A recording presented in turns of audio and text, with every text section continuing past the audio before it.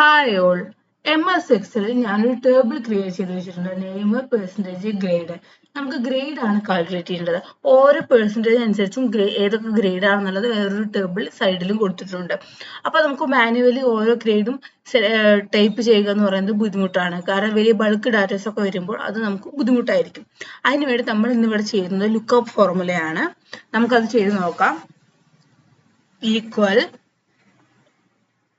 Lookup bracket open ചെയ്യുക. First സിൻടാക്സിലെ first argument lookup value നമുക്ക് 96% സെലക്ട് ചെയ്യുക.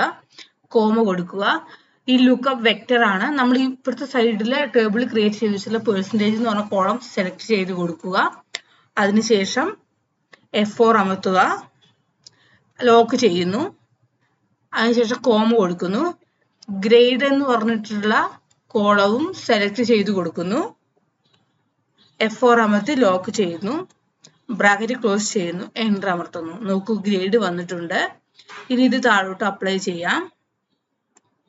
എല്ലാറ്റിനും ഈക്വൽ ആയ ഗ്രേഡ് വന്നിട്ടുണ്ട്.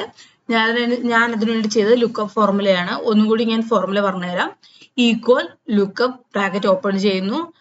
ഫസ്റ്റ് പെർസെൻറ്റേജ് എന്ന് പറഞ്ഞിട്ടുള്ള ഈ കോളം ഈ സെല്ല് സെലക്ട് ചെയ്യുന്നു. അതിനുശേഷം നമ്മൾ ഇപ്പുറത്തെ സൈഡിൽ ക്രിയേറ്റ് ചെയ്ത വെച്ച ടേബിളിൽ നിന്ന് പെർസെൻറ്റേജ് എന്ന് പറഞ്ഞിട്ടുള്ള കോളം മൊത്തത്തിൽ സെലക്ട് ചെയ്ത് F4 അമർത്തി ലോക്ക് ചെയ്യുന്നു. എന്നിട്ട് കോമ കൊടുക്കുന്നു. അതിനുശേഷം ഗ്രേഡ് എന്ന് പറഞ്ഞ ഈ ഭാഗം ഈ കോളം സെലക്ട് ചെയ്ത് അതൊരു F4 അമർത്തി ലോക്ക് ചെയ്യുന്നു. ബ്രാക്കറ്റ് ക്ലോസ് ചെയ്യുന്നു. എൻ്റർ അമർത്തുന്നു.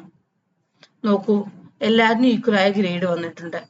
അപ്പൊ എല്ലാവർക്കും മനസ്സിലായെന്ന് വിചാരിക്കുന്നു. എന്റെ വീഡിയോ ഉപകാരപ്രദമാവുകയാണെങ്കിൽ ലൈക്ക് ചെയ്യാനും ഷെയർ ചെയ്യാനും സബ്സ്ക്രൈബ് ചെയ്യാനും മറക്കരുത്. Thank you. നാളെ വേറെ വീഡിയോയുമായി കാണാം.